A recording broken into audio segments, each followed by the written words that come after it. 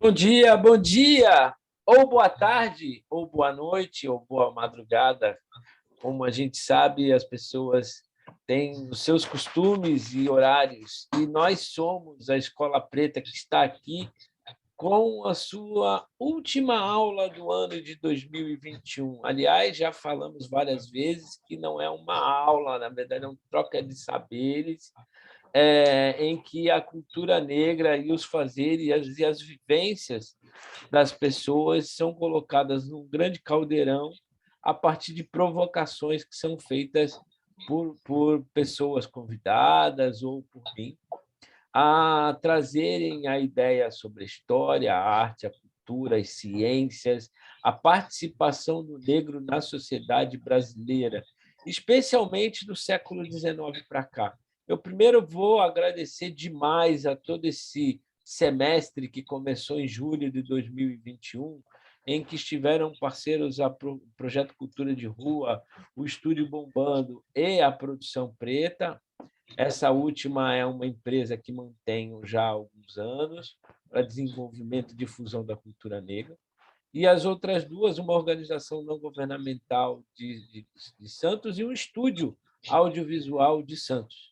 E a gente teve a grata participação aí de gente do Sudeste, do Nordeste, especificamente São Paulo, Santos, Baixada Santista, Bahia, Salvador, Recôncavo Baiano, e alguns representantes aí que vieram de algumas organizações não governamentais, coletivos, pessoas, enfim, que fizeram toda a essência da Escola Preta, esse espaço de troca.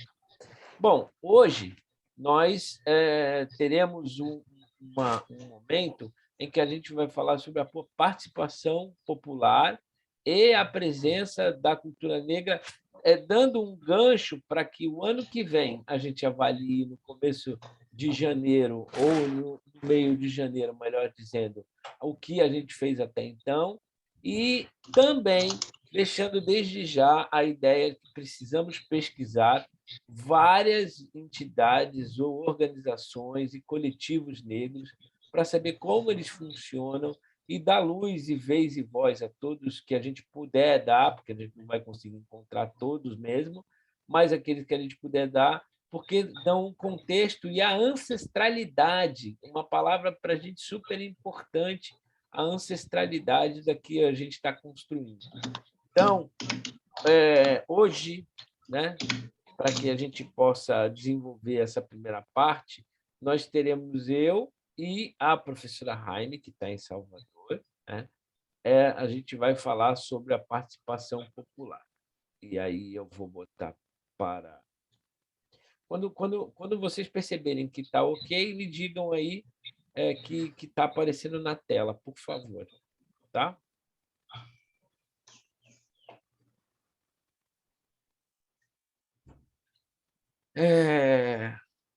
Tá ok. Recentemente, obrigado, Heine. Recentemente, eu estive fazendo, por conta do Novembro Negro, né, que tem, tem espaço, mais espaço para as nossas falas.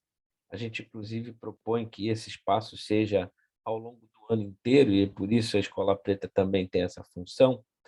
Recentemente, eu estive falando na Guarda Municipal de Santos e também na gestão do administrativo santista, e uma das conversas foi justamente essa participação popular. A gente vê que, e vai ver, que isso não é de agora, mas uma crítica desde já. Se por acaso os poderes constituídos dessem a oportunidade para que os coletivos, pessoas e organizações não governamentais tivessem uma fala ou pudessem de verdade serem escutados, talvez, eu digo talvez, tivéssemos menos impacto institucional do racismo. Porque o que a gente encontrou, o que eu encontrei nessas últimas falas e tenho encontrado ao longo desses anos, é muito dito desconhecimento, talvez até falta de percepção, e muitas das vezes um apagamento do que a gente tem de ciência junto a esses coletivos. E alguns deles a gente até vai mencionar ao longo do dia de hoje. Então, já começando, participação popular para a igualdade racial. Eu não posso começar isso do século XIX, até porque a gente vem construindo essa ideia desde o primeiro momento que a gente falou sobre a participação popular.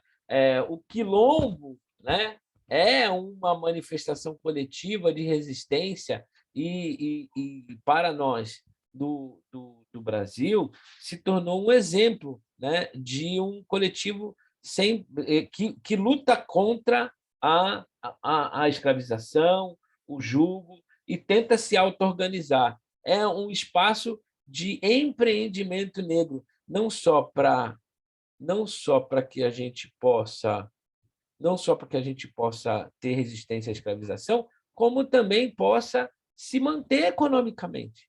Então, se eu começasse de algum lugar, né, historicamente, seria do quilombo. Porém, eu estou falando da instituição brasileira. E a instituição brasileira tem quebras de ordem jurídicas, né? As quebras de ordem jurídicas, a cada Constituição Federal, ela acontece. E aí, com a mudança da quebra da ordem jurídica, a gente começa a recontar como o Estado brasileiro se apresenta ou se apresentou para que houvesse uma origem da experiência da participação dos conselhos de direito. E aí nós vemos, em 1981, a presença da sociedade civil no Conselho de Administração Previdenciária. Conselho de Administração Previdenciária, porque muito dos anos 70 foram gastos valores inomináveis da Previdência, que foi sendo acumulado desde a era Vargas, da Previdência, por exemplo, dos ferroviários, da Previdência dos metalúrgicos. Isso virou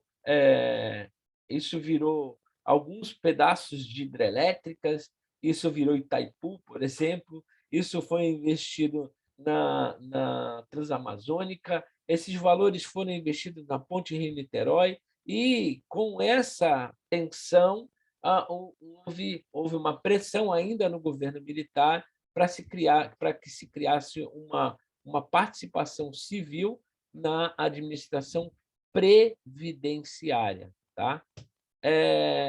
Na sequência,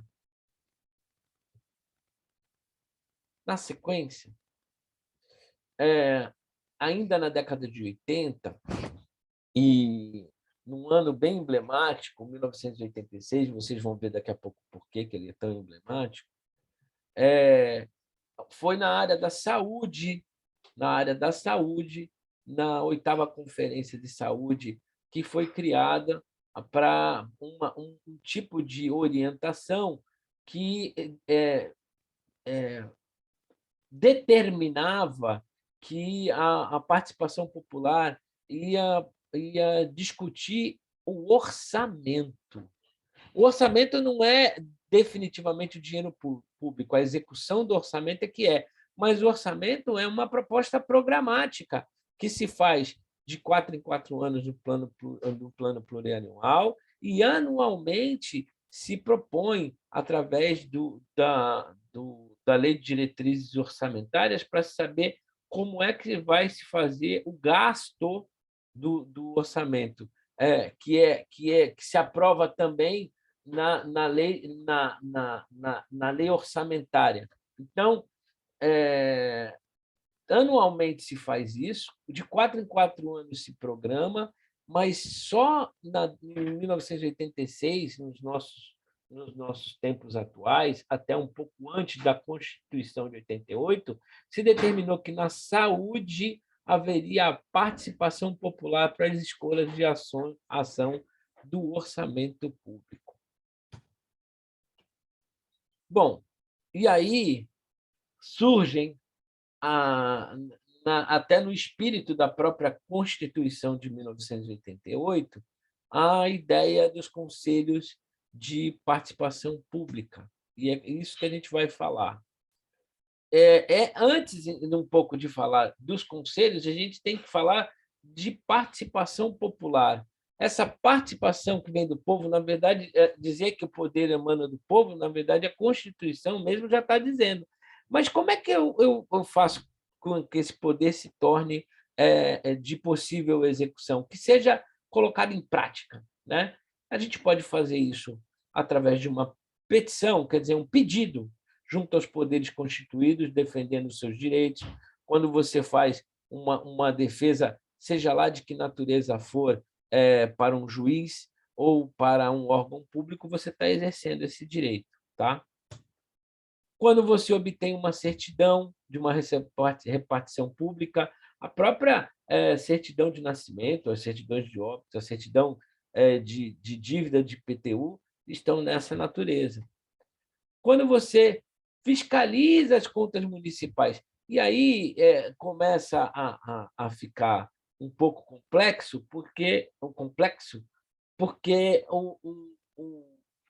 a gente não tem muito, de uma maneira diária, né, o hábito de, hoje, nós temos portais da transparência, mas a gente quase não olha e muito menos fiscaliza. Algumas pessoas que participam mais atentamente da vida do dia a dia das cidades fazem esse tipo de controle, mas isso talvez, na minha opinião, precisava de um largo controle, precisava principalmente ser ensinado nas escolas públicas.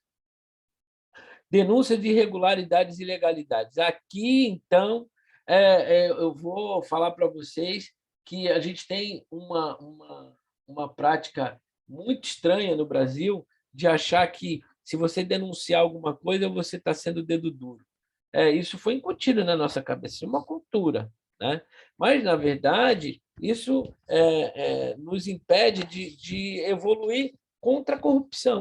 Mas denunciar contra as irregularidades é uma das licenças, aliás, quase um poder-dever de todo cidadão brasileiro, que tem impedimentos culturais de serem praticados, percebo. Ainda temos, e aí, nas áreas coletivas, até então, a gente tinha as participações individuais, mas nas áreas coletivas, participar dos conselhos de saúde, por exemplo, que são provocados a partir de eleição, invariavelmente, ou as pessoas se colocam como cidadãos no âmbito municipal, e no estadual e na União, geralmente como representante de organizações não governamentais, representantes de associações que tenham interesses específicos na área de saúde. A mesma coisa no caso da assistência social, sendo que na assistência social há a possibilidade dessa participação em conselhos, sempre no sentido de eleição, se você for usuário. Então, o usuário, o trabalhador da área da assistência social e também as organizações não governamentais participam em parceria do governo. É importante dizer que há representações nesses conselhos em paridade, no mais das vezes, e com algumas exceções, mas em paridade, metade sociedade civil, metade governo. Nós temos os conselhos de educação, e aí a gente vê marcadamente a presença das empresas de educação, os sindicatos, as escolas privadas, junto com as escolas públicas, estaduais e municipais, participam efetivamente, junto com seus gestores, desses conselhos. No mais das vezes, há uma baixa participação de pessoas que não forem ligadas à educação, né? Mas tem espaço para pais, professores e professoras, né? E assim, algumas cidades têm a participação dos alunos, mas isso é muito raro. E cooperar pelo meio de associações no planejamento municipal. As cidades, elas precisam, por exemplo, ser planejadas no trânsito, ser planejadas na área de tarefas relacionadas à defesa civil. E aqui também, né, por meio de associações, nós temos essa participação. Aqui serve tanto para áreas de direito, né, áreas de cooperação pública.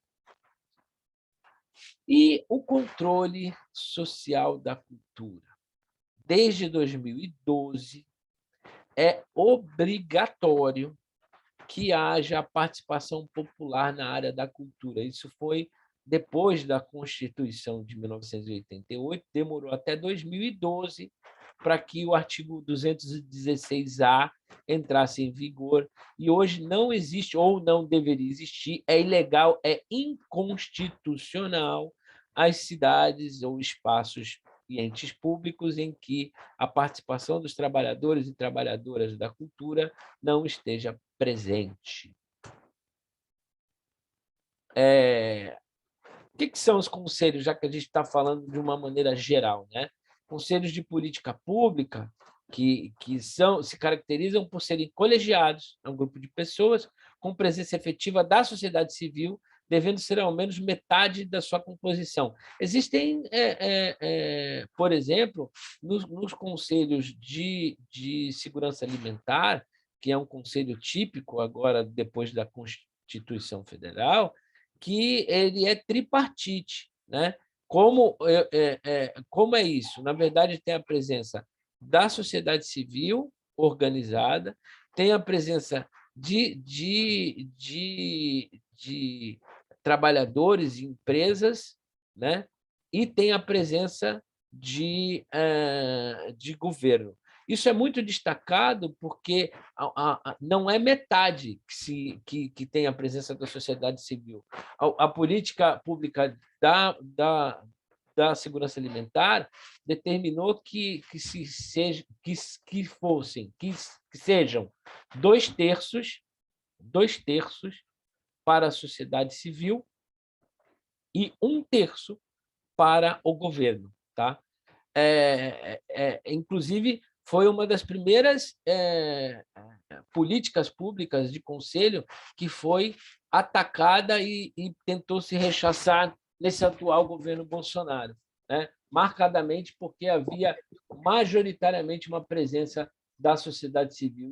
E é uma política que atende, por exemplo, a área da distribuição de alimentos, a área da fiscalização das águas, importante demais, né? Eu vou pedir para quem não está falando no momento apenas fechar o microfone, por favor, porque aí depois a gente vai abrir para todo mundo falar sem problema nenhum, como sempre, tá? Então, de qualquer jeito, nós temos aí outras características que nós vamos explicar um pouco depois, que é de caráter permanente, os conselhos são ou deliberativos ou consultivos, né? E tem essas tarefas, né? Formulação, supervisão, avaliação de políticas públicas nos âmbitos federal, municipal e estadual, né? De acordo com o Pacto Federativo. A gente fala dessas funções da seguinte forma, olha, fiscalizadora, né? A função fiscalizadora é aquela que coloca o conselho na condição de observar contas públicas, de observar o controle dos atos, de observar o que o governante está fazendo. É tarefa determinante, por exemplo, do pessoal da cultura, da educação, da saúde, da assistência social, ver como é que está o andamento das políticas, da igualdade racial, ver como está o andamento das políticas. E, por isso, é determinante que conheça. Não adianta botar uma pessoa ou deixar lá uma pessoa ou a pessoa ficar sem conhecer a política, porque senão ela não está prestando bem o seu papel. Lembrando que nós estamos falando de participação popular no âmbito da governança federativa, né? mobilizadora. Não adianta ficar sentado esperando acontecer. O conselheiro ou conselheira, a pessoa ou entidade que participa desses conselhos de direito, ela necessariamente precisa buscar informação, precisa estar atento à informação e precisa estar aberto a receber informação. Não adianta ter uma proposta, participar, ainda que, como a gente sabe, tudo é voluntário, né? Os conselheiros de direito, invariavelmente, eles trabalham de uma maneira voluntária, mas, a partir do voluntarismo deles, dentro desse papel, eles têm responsabilidade de funcionário público, inclusive os ônus e os bônus, né? Podendo ser principalmente responsabilizado por os seus atos, ainda que de forma individual, dentro da coletividade. As decisões são coletivas, mas os atos de responsabilidade podem ser individualizados e podem levar a pessoa a responder administrativa, civil e até criminalmente, em alguns casos. Função deliberativa, prestar atenção nessa daqui, porque em alguns conselhos de direito, e no caso, por exemplo, do Conselho de Cultura, do Conselho de Educação, do Conselho de Saúde, e no caso de Santos, do Conselho do Conselho da Comunidade Negra e da Igualdade Racial, essa função é para decidir qual tipo de rumo que vai tomar a política pública. Ele não decide a execução. Quem decide a execução é o governante. Mas o rumo da política, o que é prioridade, como é que essa prioridade vai ser alcançada e até mesmo decidir como é que nós vamos gastar o dinheiro através do orçamento, tudo isso está dentro das atribuições do colegiado, não da presidência, não da diretoria, mas do colegiado dos conselhos de direito. Tá? E a função consultiva, essa todos têm, que é a emissão de opiniões, pareceres, ideias, propostas, né? A função de indicar quais são os caminhos, de uma maneira orientada, sempre conversando, sempre com proposições que sejam de acordo com dados. Não dá para fazer política sem ter informação. Bom, sobre o funcionamento, né? É necessário fortalecer a transparência. É determinante fortalecer a transparência.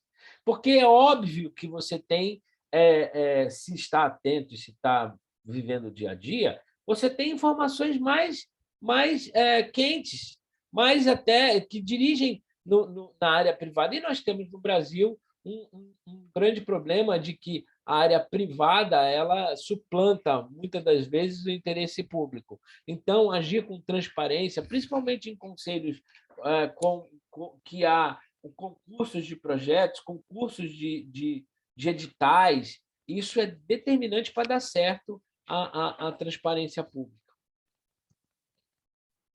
Bom, tem que haver uma parceria. Não adianta ficar, né, com briga com o poder público. Na verdade, a briga, a discussão, o debate tem que ser para fortalecer a sociedade. E aí, se tiver alguma coisa que está em desacordo, você tem que usar não o WhatsApp, não o Facebook, não. Você tem que usar o plenário do Conselho de Direitos para isso. E o Conselho de Direitos tem que estar aberto a esse tipo de recepção.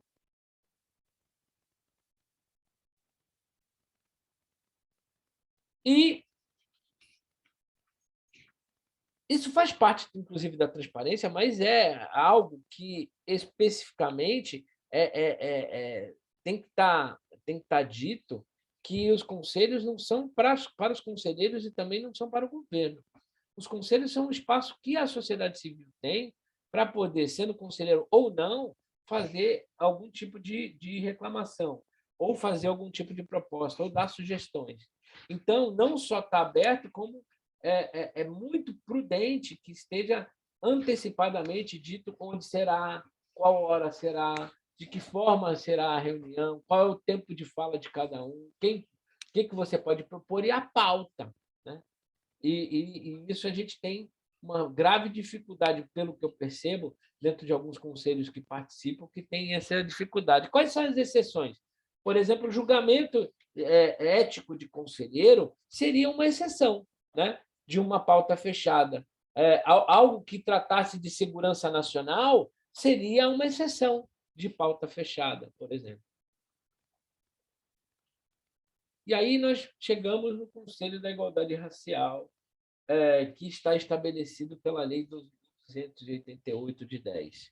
Como esse momento, na verdade, é panorâmico e provocativo, algumas pessoas sabem tudo isso que eu estou falando e até vivem isso, mas algumas nunca tiveram nenhum tipo de acesso a esse tipo de política pública. Na verdade, o que a gente vai falar aqui é sobre o Conselho da Igualdade Racial, que se trata do nosso métier, da nossa área, né?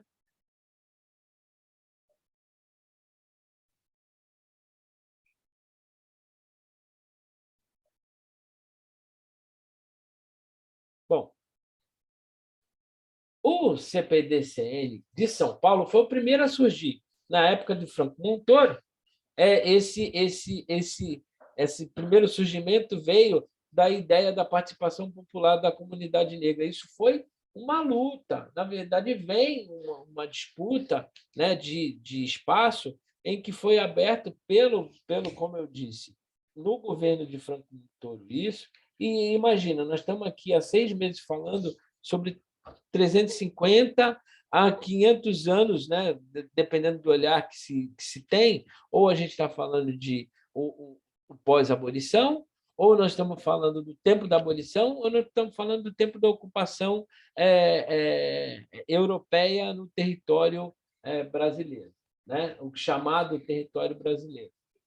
Mas essa disputa de espaço de poder começa no primeiro momento que há a captura de um negro que lá em África, no início dos anos de 1400, né? Porque a gente sabe que não foi em 1500 que foi o achamento do Brasil, mas a ocupação brasileira começa um pouco antes. Bom, é o que dizem alguns dados históricos, mas o negro da forma mercantilista que a gente teve essa desgraça diaspórica, né? Essa presença compulsória do negro, ela começa em Portugal como uma proposta do próprio século XV, né? Nos anos de 1400. Então, essa ideia de disputa política, na verdade, vem de muito longe. Em 1984, com a convergência política, com o avanço da discussão da redemocratização, que acontece com um viés ainda lento em 1985, ressurgem ideias que são muito antigas no Brasil, que vêm da abolição, que vem do momento da construção do populismo no Brasil de 30, que passam pela disputa das ditaduras militares do meio do século XX e do meio para o final do século XX, e desaguam e ocorrem nesse momento que é a criação do Estado de São Paulo, desse primeiro conselho. Esse primeiro conselho vai pelo Brasil inteiro, né? E já em 1986 há um encontro nacional com 580 entidades. Esse encontro teria acontecido também no meio da ditadura militar, em outro momento, mas esse fica muito marcado porque ele propõe algumas formas de legislação, alteração da legislação, porque a gente estava em vias de ter a Constituição de 1988.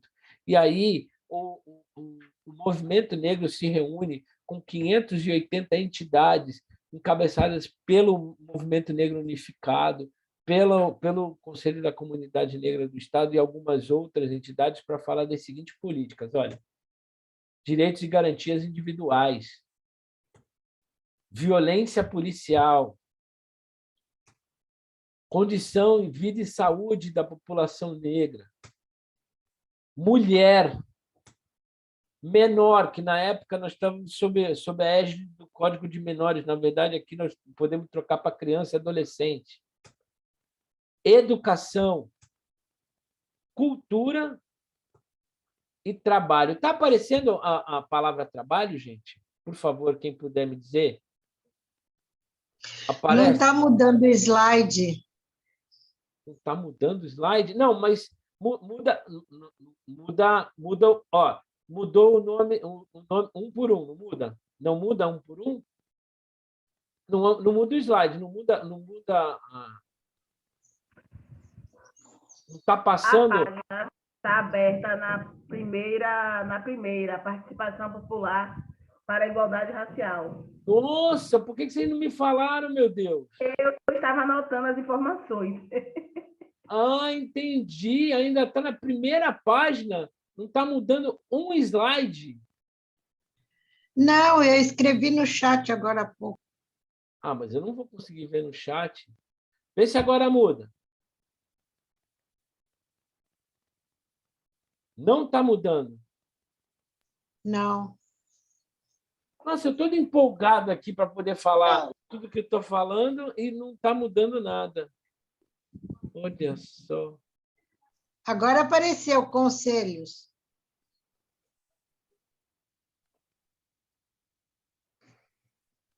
Vamos ver.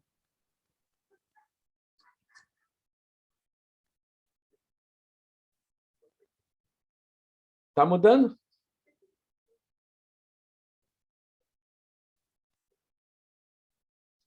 Não está mudando. Não, está no Conselhos de Política Pública. Nossa Senhora. Bom, Agora mudou, origem dos conselhos. mas tudo bem. Então, Agora vamos lá. mudou.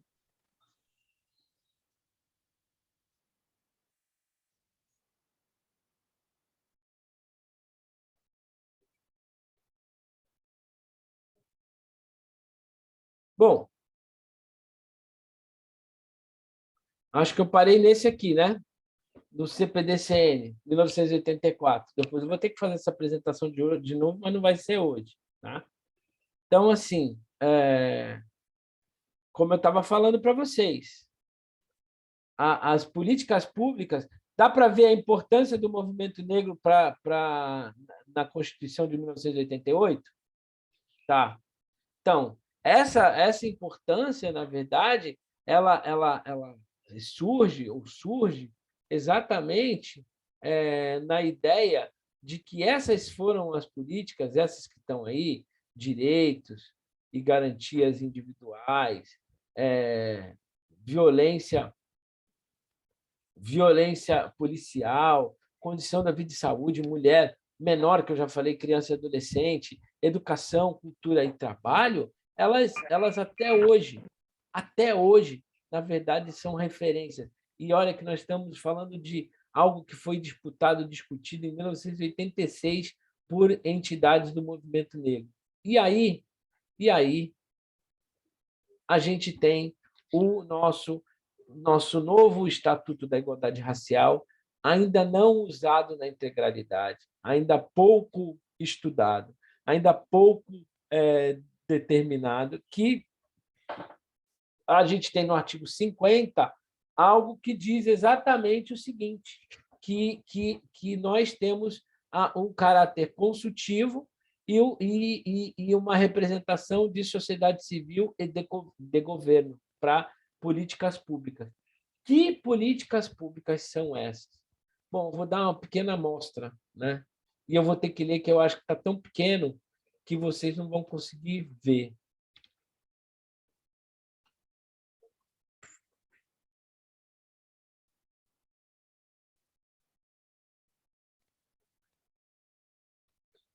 Deixa eu ver. Vou pedir mais uma vez, que essa é a parte... Está mudando? Sim ou não?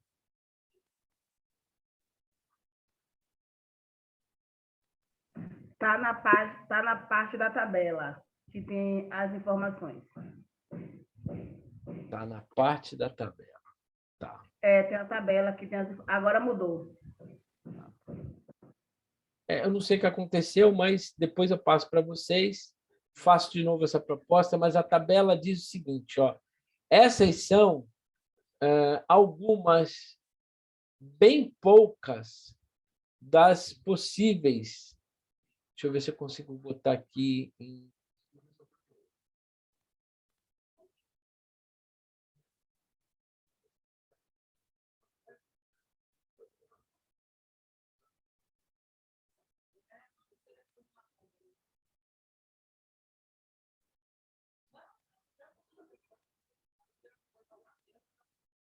Bem poucas, tá?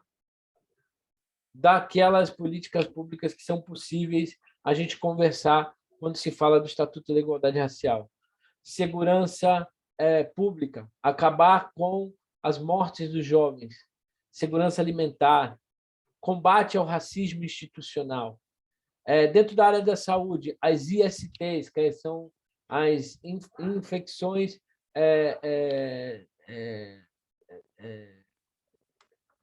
sexualmente transmissíveis, dentre elas a SIDA, ou, como a gente conhece, o HIV, a AIDS, né? a depressão e rigidez mental causada pelo racismo. Dentro da área da mídia, as redes sociais e ambientes virtuais que são tão caros para a nossa política de igualdade racial, por exemplo, para a gente fazer uma escola preta.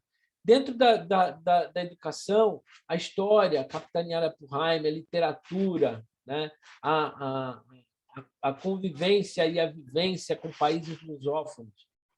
Enfim, e aí eu queria que a Jaime me socorresse, né? Já que passou tudo, mas não passou o que era para passar para vocês, mas que ela me socorresse, que eu vou fazer, na verdade, aqui uma proposta de colocar a ela a ideia de dar uma noção de como, na prática, como é que, na prática, tudo isso se desenvolve, Jaime? E aí eu passo para você e você me diz quando é que você vai querer que eu coloque o vídeo, tá? Bom dia, bom dia, bom dia a todos e todas e todes. Um semestre, né? Um semestre é muita coisa. 6 meses, muita coisa acontece. O tema de hoje é um tema que também fala de nós, dos nossos direitos, de como devemos agir e se posicionar perante ao sistema para adquirir esses direitos reais que nos são negados diariamente. Para começar a fala, eu vou ler um texto que eu fiz para iniciar essa conversa. O texto fala: estou viva. Estou viva, meu corpo preto não mais... Desculpe, deixa eu voltar. Acho que eu fiquei nervosa. Estou viva. Estou viva. Meu corpo preto não foi mais um alvo. Se manteve vivo.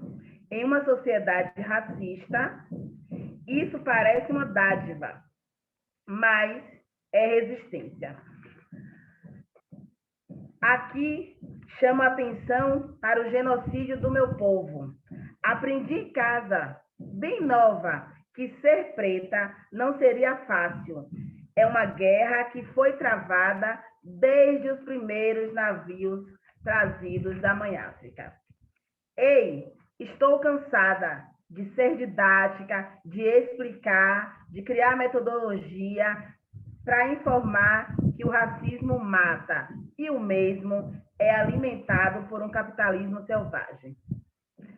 Parem de fazer de conta e parem de contar nossa história. Para vocês, não somos todos iguais. Já entendemos. Chega de violência e descaso. A liberdade após 1888 foi um mero engano. Viver aqui é resistência. Jaime Paixão. A formação desses núcleos de coletivo, associações, que rodeia toda a história da nossa população, está mediante a esse processo de resistência da atualidade, quando nós ensinamos aos nossos filhos e às nossas filhas um caminho que pode garantir a sobrevivência, porque, né, é uma garantia não garantida e chega até a ser repetitivo nesse sentido, mas para quem convive diariamente, criando metodologia para sobreviver, para ir por outro caminho, para continuar vivo, entender que a participação desses coletivos é fundamental, porque você vai adquirindo mecanismo para que isso aconteça. Então, as associações, elas geram mobilidade diária, sobrevivência e resistência. E aí, essas associações, elas mantêm o sistema democrático da participação popular. Eu lembro que, vou contar da minha vivência, quando eu ainda era adolescente, eu passei a frequentar movimentos coletivos quando eu tinha 12 anos de idade. O ano era 1996. Meu pai estava trabalhando Meu pai é da construção civil e eu estudava numa escola classe média alta ou classe média média, como eles queiram se informar. E uma das meninas da minha sala, eu era o verdadeiro pontinho preto na escola, mas meu pai pagava a escola anual, pagava janeiro o ano todo. E a menina da minha sala, ela fez chacota com a senhora que ficava no corredor, que por sinal era a minha vizinha do meu bairro. E aí eu bati na menina, eu fiz um arerê, e nessa confusão meu pai ainda estava em Israel, e minha mãe pediu para meu dindo, que era da CUT, ir lá para poder conversar com a direção da escola e tal. A partir dali ele disse, você precisa frequentar coletivos e entender o que é de direito e como é que você vai pôr em prática esses direitos. E aí você vai entendendo que esse sistema racista, que a gente convive diariamente, cancerígeno, que mata, que exclui, que deixa traumas psicológicos, ele precisa ser combatido junto. Não dá para uma pessoa sozinha brigar durante 50 anos de sua vida. A gente precisa estar junto, como estar aqui na Escola Preta, para poder entender todo esse processo. Em sequência, a gente também vai entender que as frentes sociais, elas são organizadas para representar e dialogar os nossos interesses. Então, você vai ter frentes, associações e coletivos de mecanismos diferenciados. E essas associações, elas vão buscar produzir, trazer o desenvolvimento urbano. Então, o que você vai ter aqui? A ideia de avançar, a ideia de ter poder e a ideia de formar e informar os nossos. Para iniciar, fazendo um recorte, né, ao meu país chamado Bahia, eu vou falar sobre a Irmandade da Boa Morte. Renato, pode soltar o vídeo, por favor?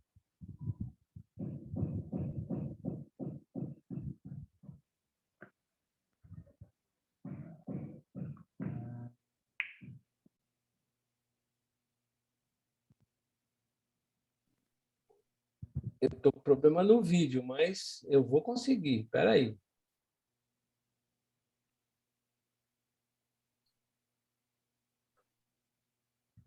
Enquanto você vai abrindo, eu vou...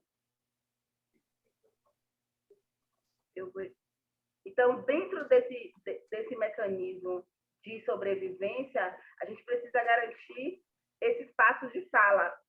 O Renato, ele veio nos demonstrando aí, dentro de um contexto historiográfico, como é que esses movimentos foram sendo construídos, se fortalecendo e se mantendo vivo para que hoje nós, né, estivéssemos aqui dentro desse diálogo sobre os nossos. E aí é muito além de fazer campanhas de doações ou apenas de fazer doação. O movimento, ele é maior. Jaime, quando você quiser, se estiver aparecendo aí, né? Está aparecendo. Pode. Ufa! Então, vamos lá.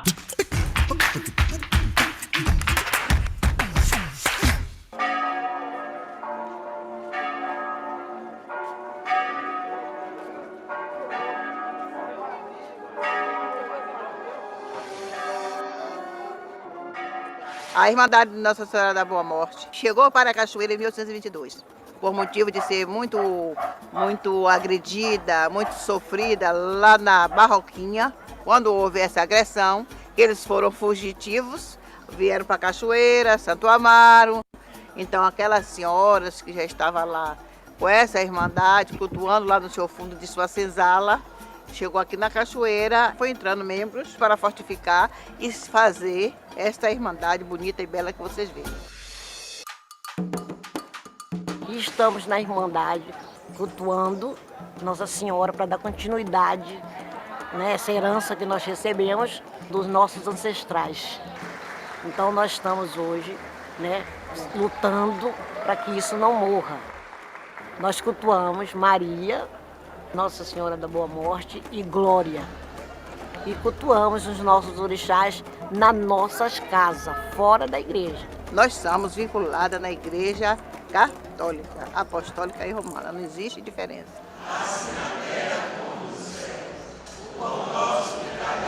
É uma irmandade de dupla pertença. Todas as irmãs pertencem ao candomblé.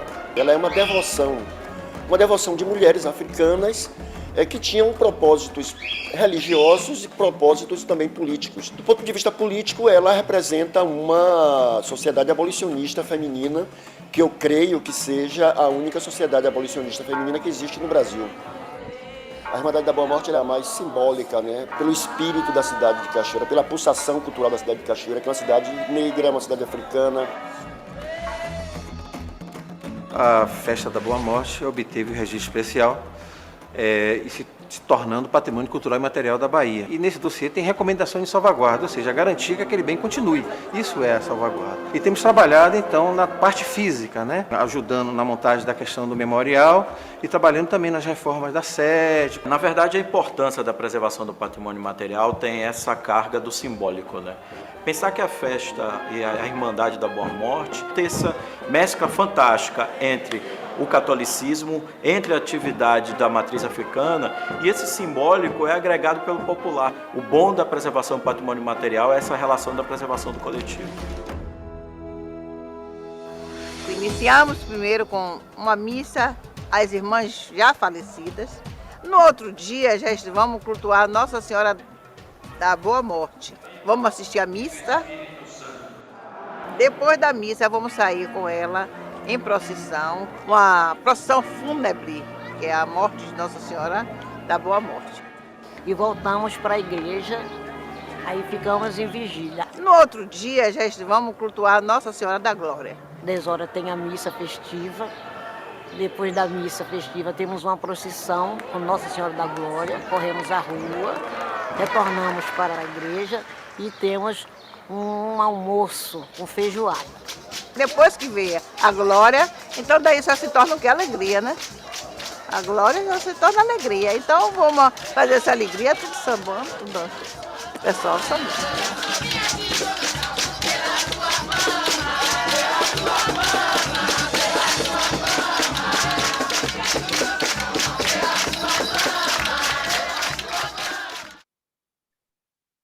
Obrigada, Renato.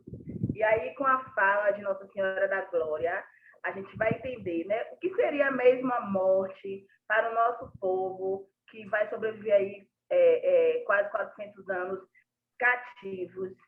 A morte seria esse grito de liberdade? Ela pode ser vista como um ato de resistência? Então, nós temos aqui viés diferenciados para os nossos construírem essas pesquisas.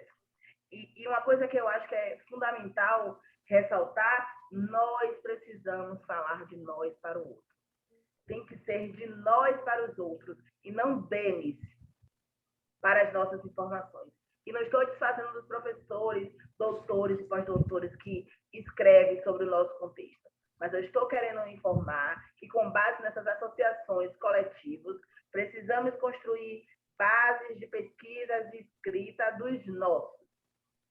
E a Irmandade da Boa Morte, que começa em Salvador e vai para a Cachoeira por questão de resistência, de manter a história, essa ligação Igreja Católica o contexto africano dentro do Brasil, a ideia da catequese, a ideia de entender que após a morte tem a glória, e que glória seria essa? A ressurreição para Cristo ou mediante a ideia de respeito? E a resistência? A resistência ela só é feita quando eu vou à rua fazer as reivindicações.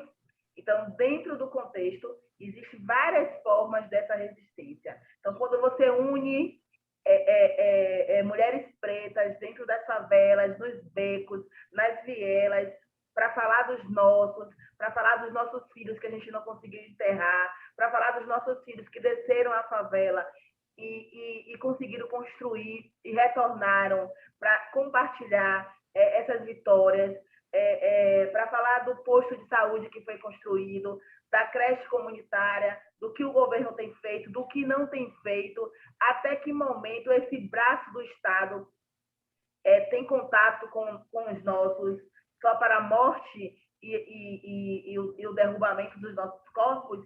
Como é que esse sistema ele vem trabalhando? Então, a ideia de manter e frequentar esses espaços de associações é garantir um diálogo lá junto ao governo para falar das nossas demandas. Então, não achar que é importante estar lá, é fundamental. E, historicamente falando, a gente vai perceber, durante o processo da ditadura militar, você teve essa ruptura, essa separação, né, de formar núcleos para reivindicações. Quando você chega na década de 80, que é o recorte que Renato fez, quando ele vem dialogando sobre os acontecimentos, você percebe que há uma... E aí, vale a pena ficar se reunindo, ficar discutindo? É melhor fazer o que? É melhor só ter ações. As ações sem a base de conhecimento, ela acaba sendo em vão, porque eu vou numa praça, consigo distribuir o almoço de hoje e depois amanhã em outro almoço, uma quentinha, uma ajuda. Então, acaba sendo pouco, mais importante, mais pouco, para a gente conseguir manter essas demandas do nosso povo, que é algo que dura aí para mais de 500 anos. Então, a Irmandade da Boa Morte, ela é um exemplo claro, ou exemplo escuro, de tudo que Renato acabou de vir mencionando, relacionado à área jurídica e à área da importância dessa formação. Formar essas associações, hoje, no século XXI, ela deve, né, a toda a construção lá do período escravocrata. Para que a gente teria uma irmandade?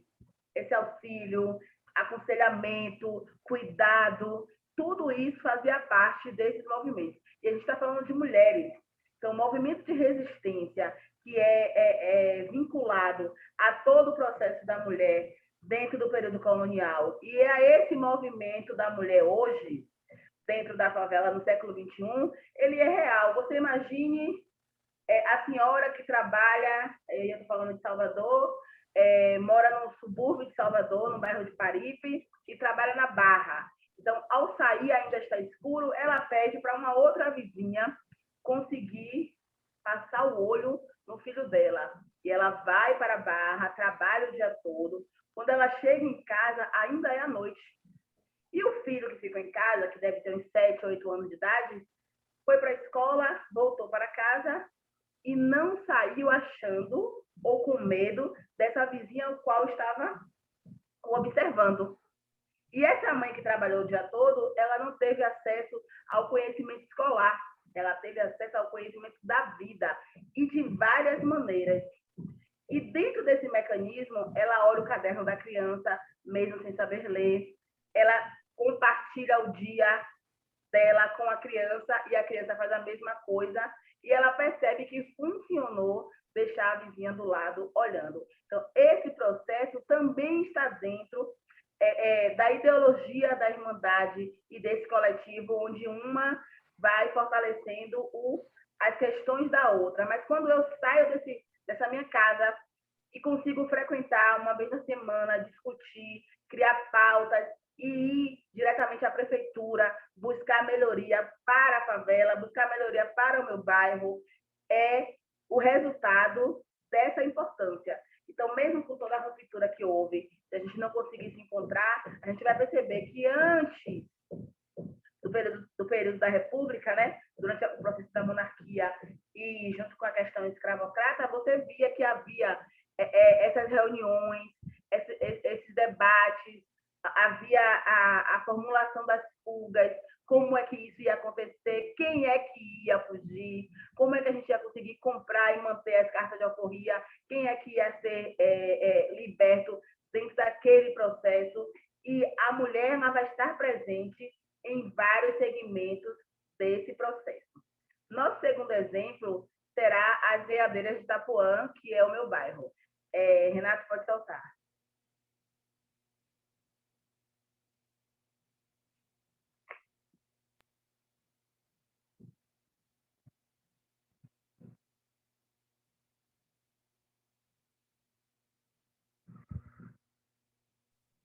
Como sempre, um minutinho para mim, né, nessa tecnologia.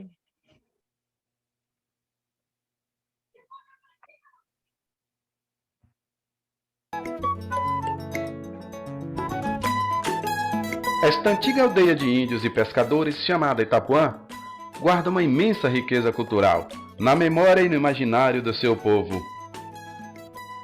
E para contar esta história, surge em março de 2004, nos terreiros de Dona Cabocla e de Dona Marinha, o grupo cultural As Ganhadeiras de Itapuã. As ganhadeiras nascidas na praia de Itapuã. Composto por senhoras, crianças e músicos que juntos desenvolvem um repertório de cantos, cantigas e sambas que embalaram os sonhos e amenizavam as dificuldades na peleja do seu dia a dia.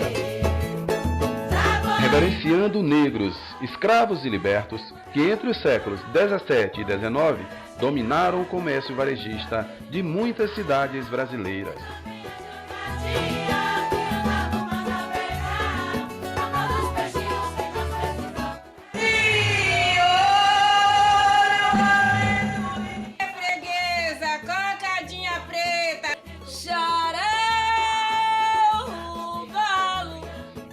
Circulando com seus balaios, gamelas e tabuleiros, habilmente equilibrados na cabeça, lutavam pelo seu sustento e pela compra da própria liberdade.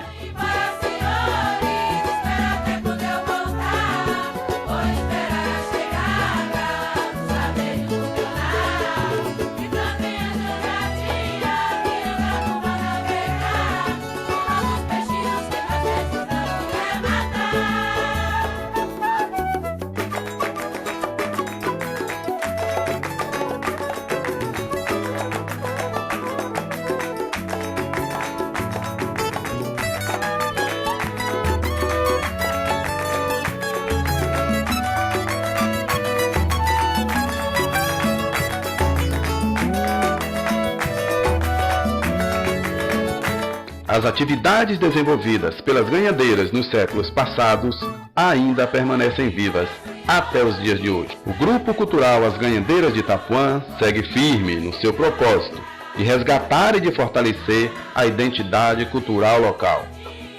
E hoje já é uma referência em cultura popular, sendo objeto de estudo em várias escolas e universidades da Bahia e do Brasil.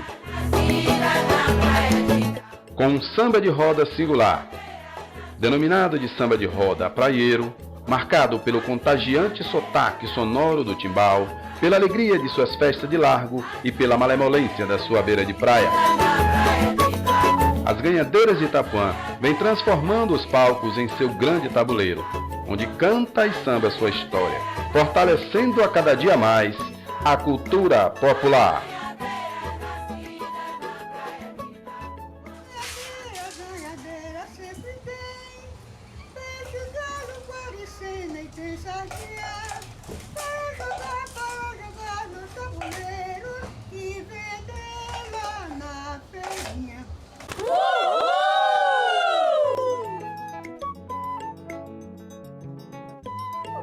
Renata.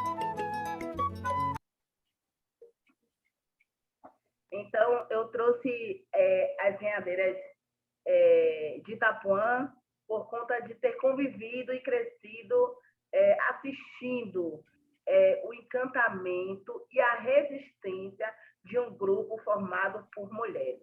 Então, as ganhadeiras nascem em 2004.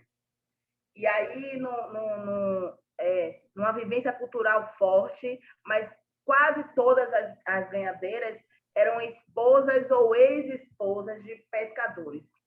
E boa parte dessas mulheres eram mulheres que faziam ganho. Então, elas iam para casa, como elas mesmas costumam contar, para a casa grande, passar a roupa das suas patroas. Então, elas pegavam a roupa suja, lavavam na Lagoa do Abaeté e iam depois para a casa dessas senhoras brancas, elitistas, passavam a roupa.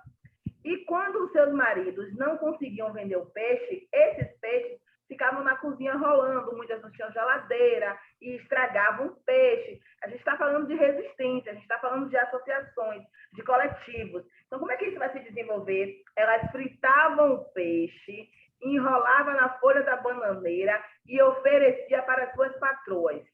Para quem não sabe, o bairro de Itapuã era um bairro praieiro, onde as pessoas do centro só vinham veranear.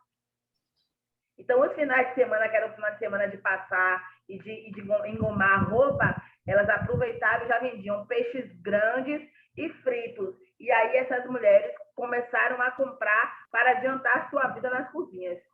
A partir daí, a gente começa a perceber que mulheres pretas casadas, mulheres pretas separadas e mulheres pretas carreira solo começaram a vivenciar o processo da lavagem das roupas dentro da Lagoa do Abaeté, com todo o processo de lendas, de história. O Abaeté, ele é um vínculo de resistência para Salvador, contudo para o bairro de Itapuã. Foi quilombo, tem relação com os indígenas, então a gente tem um poder cultural muito grande. E a ideia das meninas é manter a tradição da roupa lavada, onde uma canta e a outra responde. Então, todos os sambas que ela conta, né? As ganhadeiras nascidas na praia de Itapuã, que era a puxada de rede, e aí, enquanto os maridos estão no mar, elas sobem a ladeira do Abaeté e vão lavar as roupas, quarar, secar, e depois vão mercar os produtos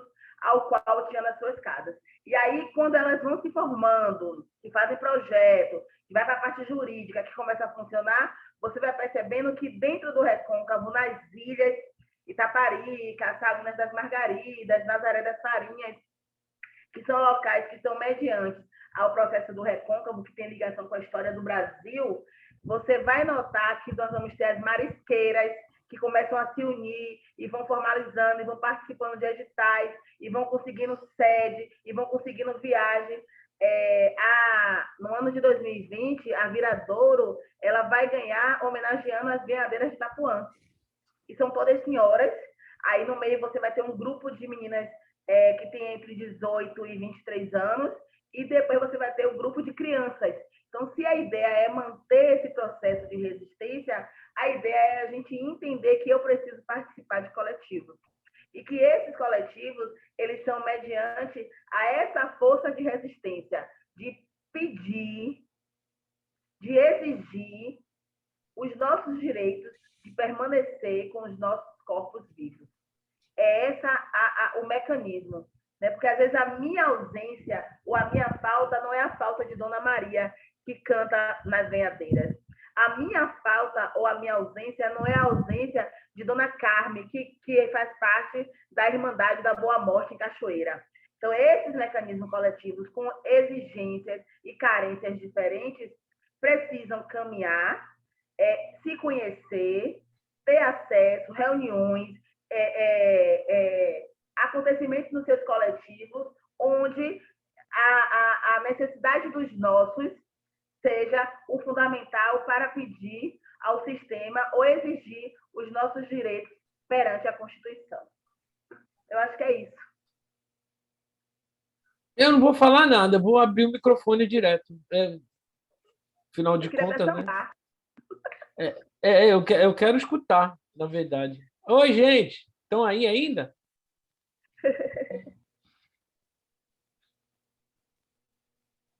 Fiquem à vontade, o microfone está aberto.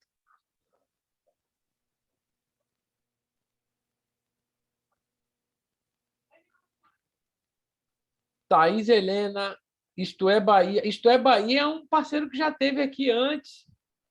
Elton Farias. de Salvador, Elton. vice-presidente do movimento PDT da Bahia. Perfeito, isso mesmo, Professor de Elton. História. Dilson Aragão, Bárbara Parra. Sem vocês, a gente não completa isso. Então, por favor, fiquem à vontade. Estão me escutando? Primeiro, estão escutando? A gente está se escutando. Eu estou digerindo ainda. Relaxa. Elton é do Recôncavo. Eu acho que ele poderia falar. Oi, Elton. Elton, bote sua voz aí, Elton.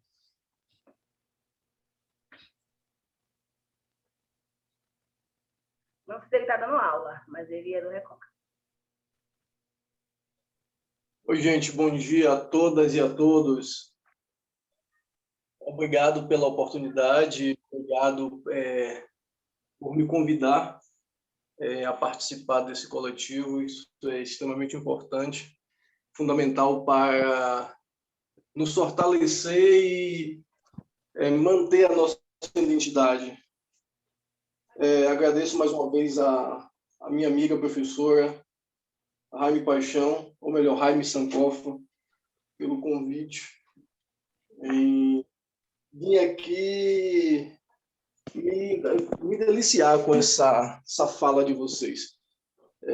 Isso é extremamente importante, extremamente significativo. Eu sou de Santo Amaro da Purificação. Como muita gente diz, a terra do samba e da macumba. As pessoas ainda têm... A palavra certa é essa, um nojo muito grande quando fala das religiões de matriz africana por preconceito. Esse é o primeiro tópico. E segundo, por falta de conhecimento. Eu não liguei a câmera porque eu vim da rua de fazer uma aula, então vou colocar uma camisa aqui para poder ligar a câmera. E assim, eu cresci nesses movimentos de identidade negra, com a Barquinha de Bom Jesus dos Pobres, onde minha mãe fez parte durante muito tempo, a Chegança, a jornada, que a jornada para a gente era nada mais, nada menos do que reunir o pessoal do samba e a gente saía cantando nas ruas, com o pessoal acompanhando a gente no pandeiro, no violão, onde a gente arrecadava fundos para a festa do Bom Jesus dos Navegantes em Bom Jesus. Então, era, de certa forma, uma maneira de manter a nossa história, a nossa tradição, já que era algo que acontece há mais de 200 anos. E hoje, tanto a Chegança quanto a Barquinha tem uma estrutura de associação, tem sede própria, já fizeram várias viagens. A Barquinha, ela representa o samba do Recôncavo, assim como o João do Boi representa o samba chula dentro de Santo Amaro. Então, eu nasci e cresci ouvindo o pessoal na beira do rio, lavando roupa, utilizando melão de São Caetano para ajudar a coarar, e aquela sobra daquele melão de São Caetano é que servia depois de bucha de prato, para a gente lavar os pratos e as panelas, ou então na beira da praia, onde a gente ia cavar o marisco, era com as canções do samba, com as canções que se cantava nos terreiros. E, infelizmente, hoje a gente tem perdido um pouco disso lá, devido ao crescimento das religiões não pentecostais, devido aos jovens não entender da importância de manter essa cultura como resistência e como forma de afirmação. A gente tem perdido muito isso. Tanto que o que a gente chamava lá na época dos milagres, que tinha a festa todos os anos, hoje praticamente não tem mais. Então se reunia várias sambadeiras, várias pessoas que a gente chamava de tias e tios, de avós, mesmo que sem ser da família, beijava a mão e ia para o chamado Milagre de São Domingos, sempre no dia 4 de agosto, onde se fazia uma festa no meio da mata, onde se levava a cultura do terreiro, a cultura do samba, cada um levava alguma coisa dentro das suas possibilidades para compartilhar. E ali se acontecia o que a gente chamava de batismo do milagre, onde as mães escolhiam alguém daquela ancestralidade para batizar o seu filho no milagre.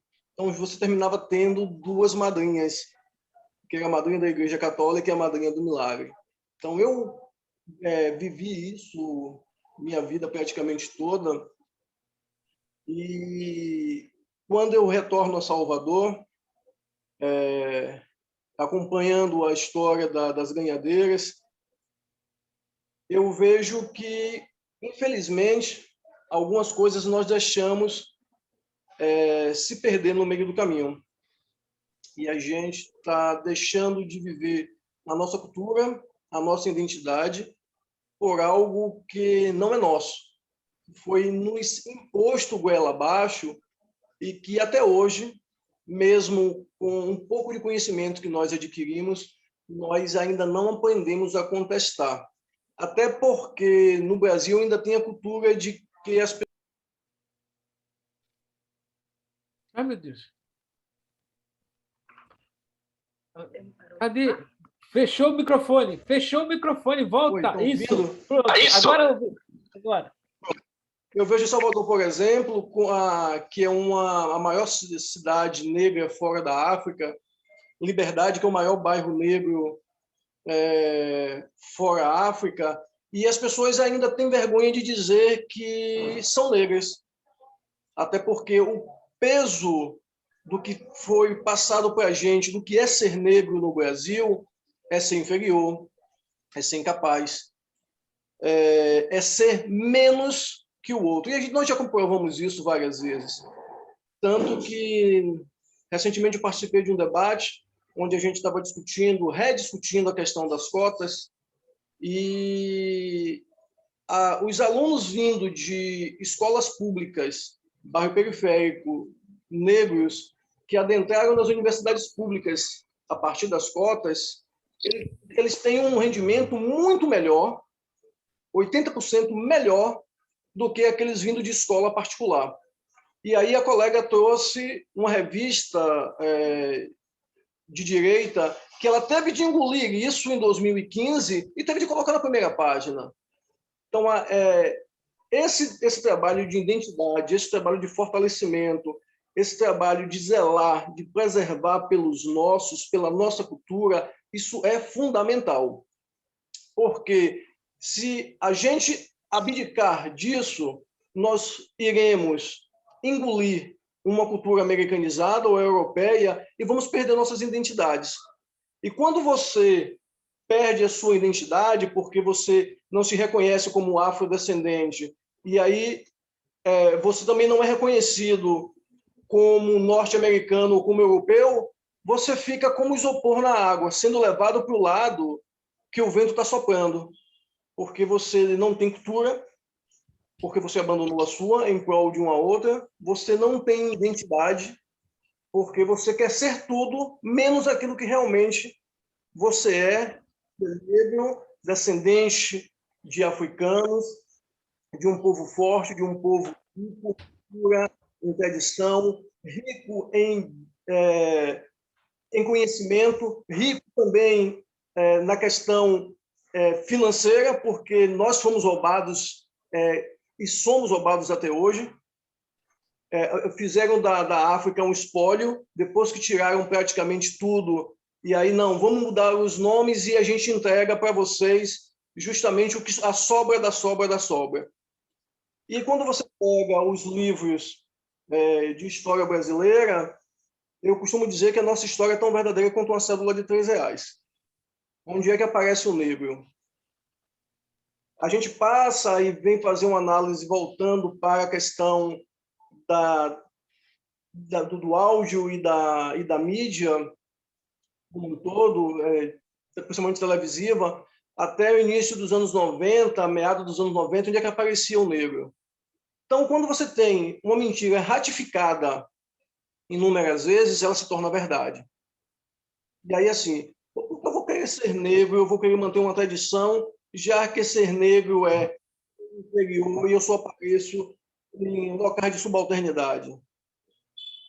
Então, esse trabalho, principalmente dentro de sala de aula e através da Lei 10.639, que, infelizmente, não é aplicada dentro das escolas por uma série de fatores, por falta de conhecimento, por falta de projetos, e até porque hoje há um embate jurídico, político, onde, dentro do estado da Bahia, as igrejas neopentecostais, que têm seus representantes dentro do Poder Legislativo, criaram mecanismos através da lei para que haja o esvaziamento dessa cultura e para que não haja essas manifestações, mesmo deixando de lado a religião e partindo para uma questão de identidade. Então, a gente termina ficando sem eira nem beira, sem passado, sem futuro e sem perspectiva ou sem passado, sem presente, sem perspectiva de futuro. Então, hoje, para mim, ouvir vocês falando das ganhadeiras, ouvir falando do conselhos estaduais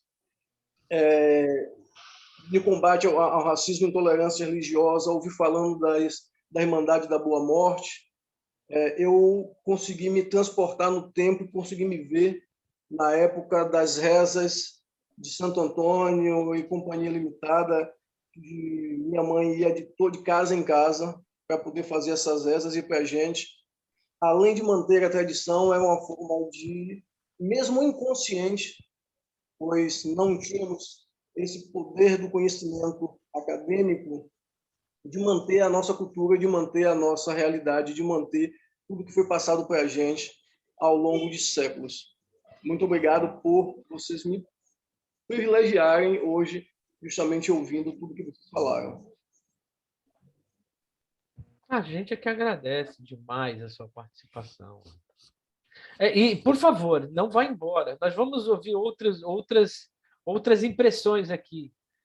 Bárbara Parra, Thaís, Dilson Aragão, fique à vontade para pegar a palavra.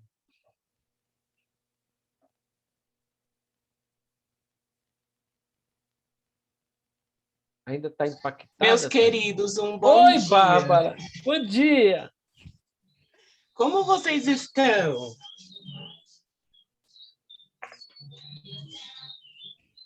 Bem. Fala, meu amor. Tudo bem com você? Saudade de tu já, hein?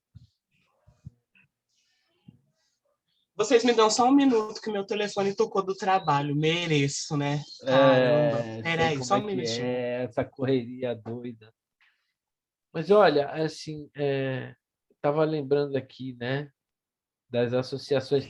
Eu já montei umas 12 no currículo, associações. E a maioria era terreiro. Das 12, pelo menos 8 são terreiros. E só está vivo ainda aquela associação que tinha realmente um fundamento de existir, uma finalidade. Todas aquelas que foram, vamos fazer, vamos ver o que dá, morreram. Vamos fazer para pegar uma verba, morreram. Tá? Então, qualquer associação... E, Bárbara, quando você quiser, eu estou aqui para te escutar, mas fica à vontade. E aqui tem uma no pé de Bertioga, que nós estamos falando para o Elton saber, da Baixada Santista. Aqui são 9 municípios, e nós estamos margeando a Serra do Mar, né? Nós estamos à base da Serra do Mar, que é um paredão incrível, né? De 400 metros de altura. E na base da Serra do Mar, em Bertioga, tem uma vila de orixás, amigo, que tem raízes em Nazaré das Farinhas. As raízes desse terreiro é em Nazaré das Farinhas. E eu vou falar um negócio para você. Eu nunca vi um lugar tão lindo, tão bem cuidado, tão... Oi, Dilson. O sinal está ruim. Mas tudo bem, você pode escrever que a gente também fala aqui sua participação. E assim, a essência e a finalidade são determinantes para dar certo uma associação. Como falou Jaime, eu estive em 3 festas da Boa Morte. Eu sei qual é a diferença de cachoeira para Santo Amaro. Não, mas não é Santo Amaro, é a cidade do lado. São Félix. O povo que fala Cachoeira de São Félix. Na verdade, Cachoeira Ponte Pedro II de Metal e São Félix, né? Só quem já viu sabe o que eu estou falando. E no meio o Catarina Paraguaçu, que é a coisa mais linda do mundo. Então, assim, essa essência de ter ido a Muritiba, de ter visto 26 engenhos em ruínas, de ter pisado onde o fumo, onde a cana realmente começou a ser distribuída, onde começou a escravização do Brasil de uma maneira em larga escala, né? Você sente uma outra coisa nessa cidade. Quem puder, eu sei que Salvador é incrível, Salvador está no meu coração, mas quem puder ir à Cachoeira alguma vez na vida, é a meca do candomblé do Brasil. Ainda espero... tem algumas versões que dizem que não, mas para mim, é uma cidade que eu piso, eu me arrepio na hora que eu piso, eu fico arrepiado o dia inteiro, o tempo inteiro, a noite toda, e quando eu saio de lá é que eu desarrepio um pouquinho. Então, assim, independentemente do respeito à religiosidade de todos que estão aqui, e muito respeito, inclusive, a ideia de matarem uma religião, ou não é nem uma religião, né?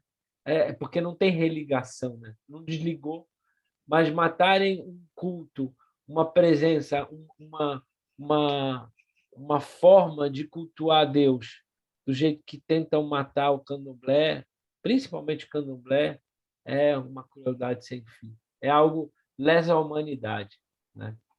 Me permite novamente a fala, por favor? Opa! Uma das coisas que a gente vem discutindo aqui na questão do PDT Axé, que o nosso Baba, a gente vem batendo muito nessa tecla, e o que falta para o nosso povo, primeiro, é conhecer verdadeiramente sua história, e segundo, falta compreensão e união. Lógico, a gente não pode generalizar, porque toda unanimidade por si só é burra. Mas aqui eu vou falar por Salvador, vou falar por Cachoeira. Quem é de uma casa não vai na outra. Quem é de um terreiro não frequenta o terreiro do outro. Então, se você não fortalece os seus, a tendência é que você seja fragmentado. E quando você se torna fragmentado, fica muito mais fácil para o seu inimigo lhe destruir. E parece que mesmo depois de 550 anos, o nosso povo ainda não aprendeu isso. E aí, quando o Jaime traz a questão da Boa Morte, traz as lenhadeiras de Itapuã, eles entenderam que sozinho não poderiam fazer absolutamente nada.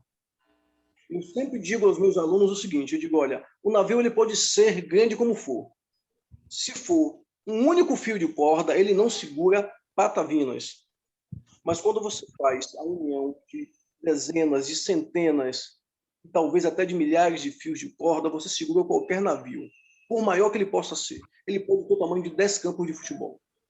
Ele vai estar ancorado, ele vai estar amarrado. Então, a gente precisa justamente entender isso. Entender e colocar em prática. Porque eu vejo, respeito toda e qualquer religião, para mim, quando você vai buscar verdadeiramente o Deus da criação, independente da religião que você cultua, e você coloca isso em prática, porque não é você simplesmente chegar lá e ser um frequentador, porque isso qualquer um pode ser. É realmente você colocar em prática aquilo que você vive, aquilo que você prega. E há um distanciamento muito grande com relação a isso. E eu falo em relação ao geral. Eu vejo as igrejas neopentecostais hoje em terem partidos políticos, hoje em terem cargos decisivos em todas as instâncias de poder, municipal, estadual e federal. Nós temos a bancada da bala da Bíblia e do boi dentro do Congresso, e a gente não consegue, na maioria das vezes, eleger um representante das religiões de matrizes africanas. Até porque, infelizmente, nós somos educados a votar no branco, a escolher alguém que seja diferente da gente, mesmo sabendo que esse diferente é o nosso algoz.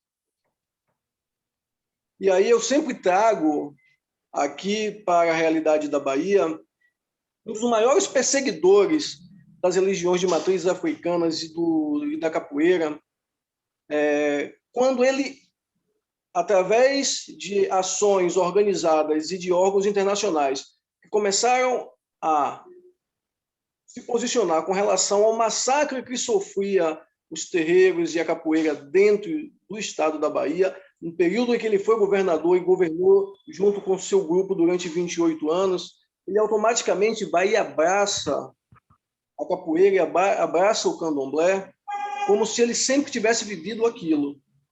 E o nosso povo, infelizmente, abraçou de volta. Nós estamos falando do Toninho Malvadeza? Não, para quem... Não, pois é, então. Não, foi um cara que matou familiar. Então, o que acontece? A Escola Preta ela tem esse viés.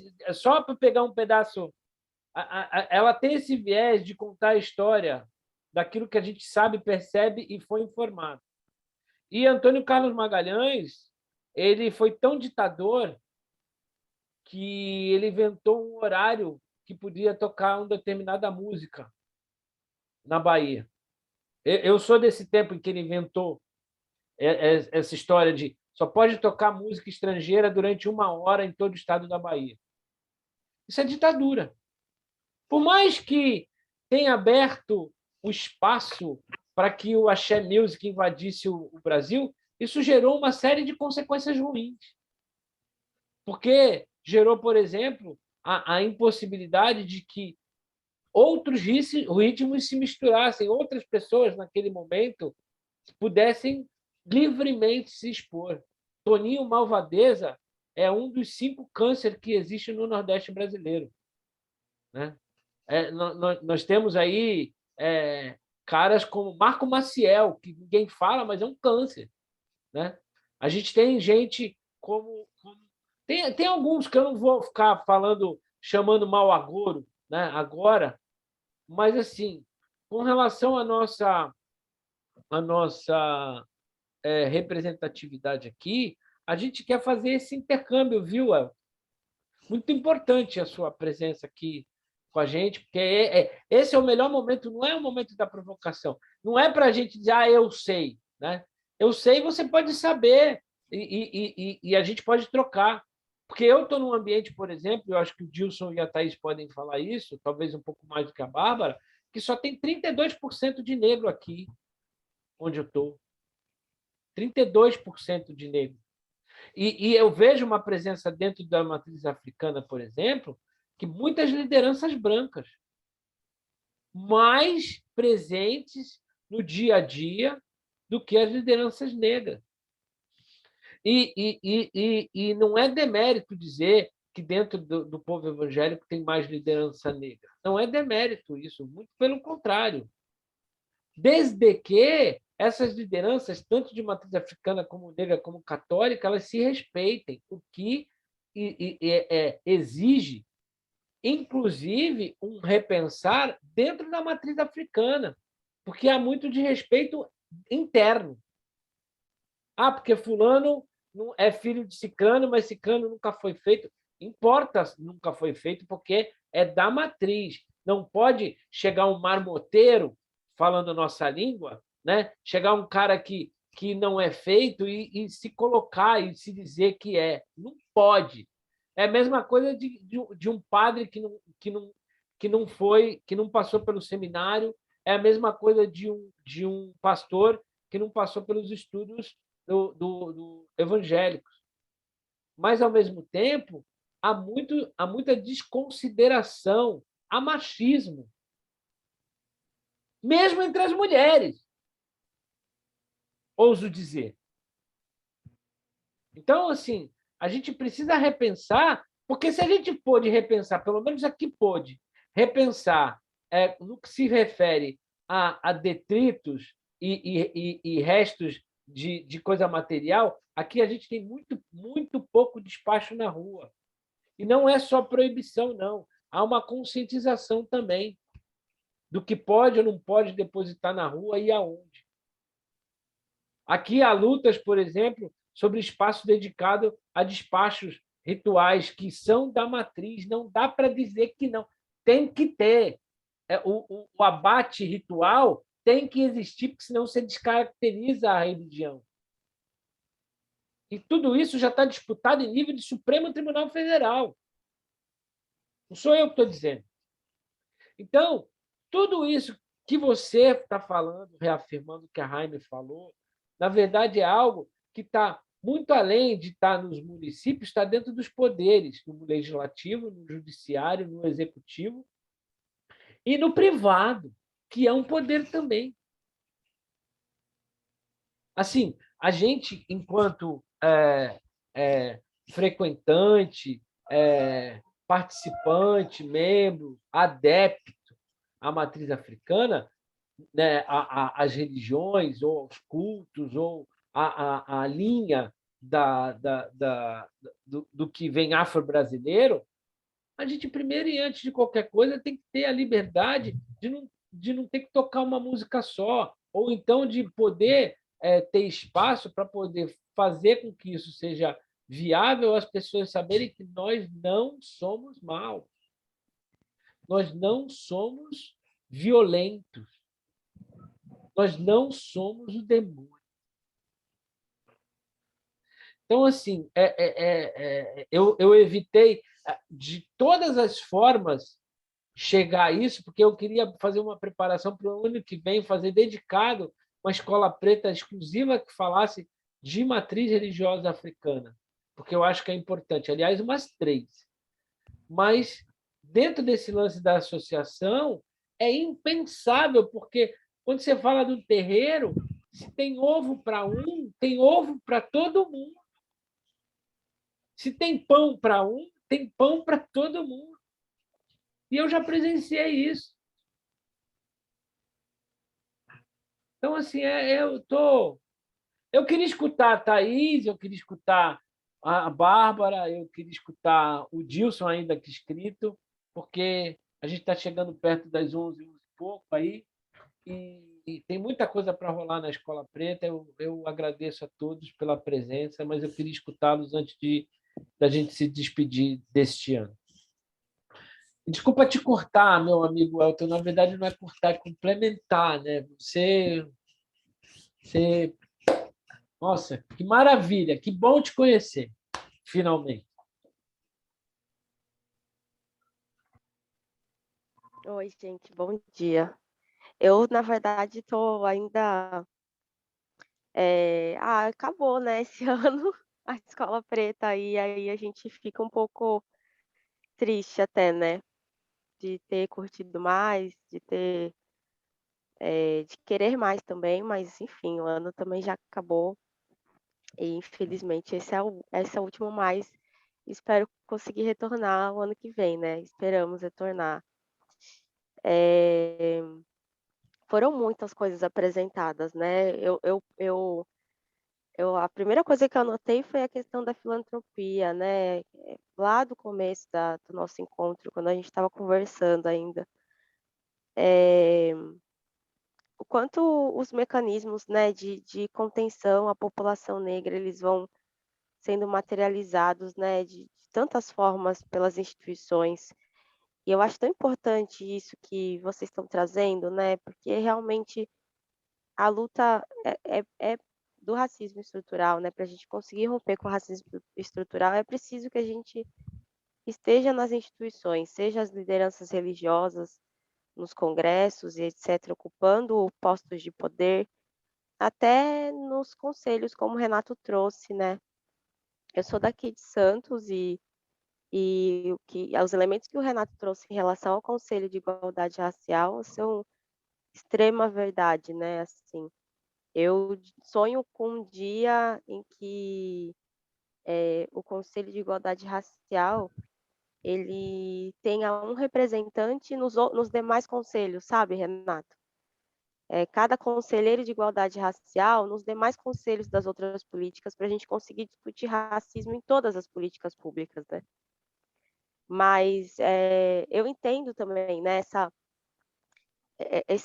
essa construção mascarada da cidade, né, de que, foi a cidade que aboliu a escravidão 2 anos antes, aí quando a gente vai ver, a gente fala assim: "Não, não aboliu nada, né".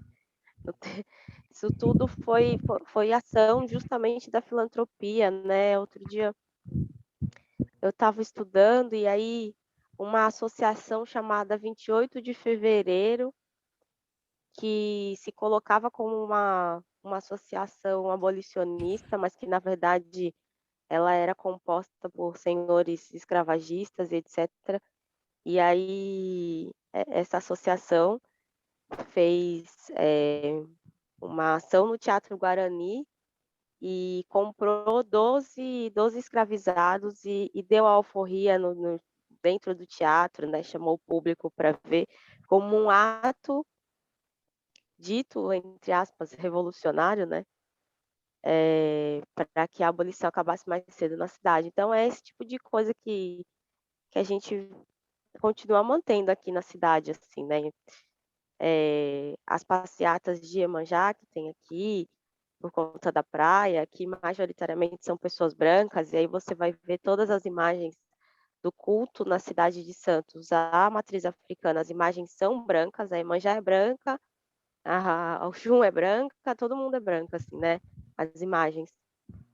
Então, eu acho que tem uma questão também de falta de direito à cidade, né. Eu nunca fui a Salvador, então toda vez que eu escuto, eh, eu tenho o cuidado de não romantizar, sabe. Porque embora seja a pequena África, eh, eu entendo também que quanto mais população preta, mais violência, mais repressão, né. Então, eu tenho esse cuidado, assim, eu tomo esse cuidado comigo mesma, porque muitas vezes eu falo assim: "Gente, eu não quero morrer no sudeste, Deus não me deixa morrer no sudeste, me manda lá para morrer no nordeste, no meio da minha população, no meio do meu povo, eu quero morrer no meio do meu povo", mas eu sei também o quanto o meu povo sofre e o quanto ele toma, né, com repressão, até por ser majoritário num espaço, né, num determinado espaço, uma determinada cidade. Porque aqui nós somos minorias, né, eh, na em Santos, né, e no sudeste, enfim. E eu acho que tem uma coisa do direito à cidade mesmo que é negado, né. A população branca, ela consegue acessar a cidade e ela usa a cidade como ela bem entende, como ela bem quer, né, tanto para uso, por exemplo, uso de droga e de álcool e outras drogas, onde quiser, enfim. E a população negra, ela não pode, por exemplo, colocar o seu trabalho ali, a sua, eu não sei muito bem o nome, mas enfim, o seu trabalho, os seus orixás, enfim, na rua, né? A galinha, os Pode chamar de animais, trabalho, etc. não tem problema não. Espaço, despacho, pode chamar de trabalho. Acho, enfim. A gente não pode, né, manifestar, né, a nossa religião pela cidade. Isso é muito ruim. E tenho pensado muito, assim, quando vocês trouxeram todos esses elementos, quanto é importante a gente começar a pensar, né, estratégias de colocar, sim, mais pessoas negras nas instituições, e aí pessoas negras que entendam, né, realmente a responsabilidade que é você ocupar um espaço de poder, né.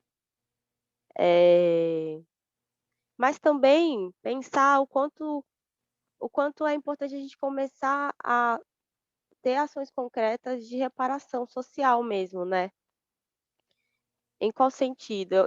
Eu outro dia estava assistindo uma aula, eu sou estudante universitária, né, e meus professores majoritariamente são brancos, né.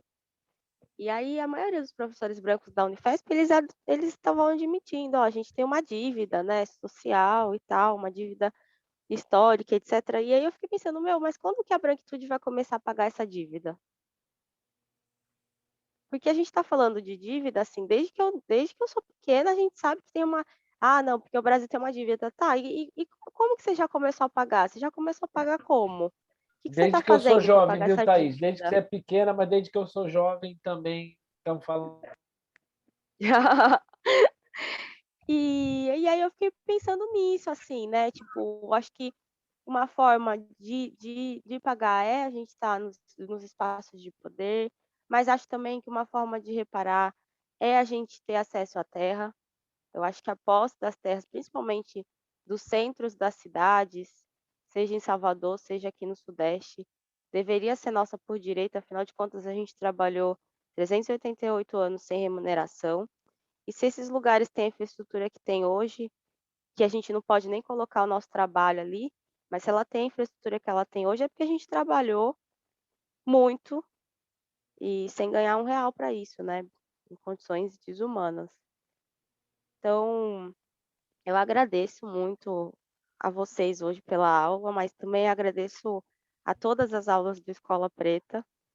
É um espaço extremamente importante e eu avalio como um espaço de resistência, inclusive, eh, em diferentes cidades, né, porque eu ingressei na Escola Preta achando que ia só conhecer a realidade de Santos, né, e conheci a realidade de muitos espaços, assim, então para mim isso foi muito importante, sentir essa conexão e principalmente sentir essa conexão, que é diaspórica, né, assim, a gente tem uma coisa mesmo eh, de rompimento da nossa identidade, porque a diáspora rompeu com a nossa identidade, mas ao mesmo tempo a gente tem algo ancestral, assim, que nos conecta, que quando a gente vê parece que a gente consegue resgatar a nossa força para continuar, assim, né.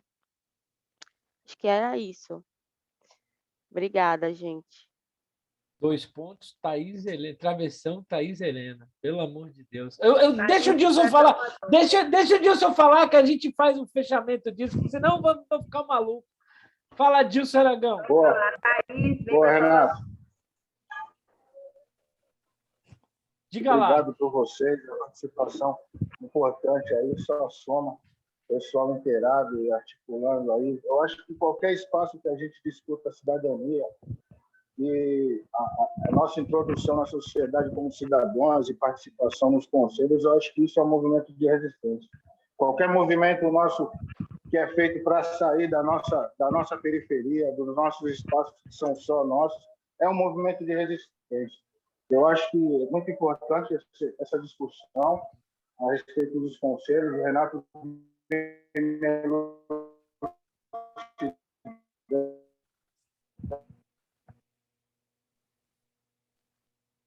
Travou. Travou. Será que travou tudo aqui para mim? Travou tudo. mesmo. Travou. Thaís. Renato, deixa eu somente pegar uma fala da Thaís aí rapidinho. Isso, eu ia fazer isso. Diga lá, por favor. Eu acho importante e assim fundamental colocar os nossos nos espaços de poder, mas a gente também tem que tomar cuidado para que, quando esses nossos adentrem esses espaços de poder, não aconteça o que está acontecendo hoje, por exemplo, na Fundação Palmares.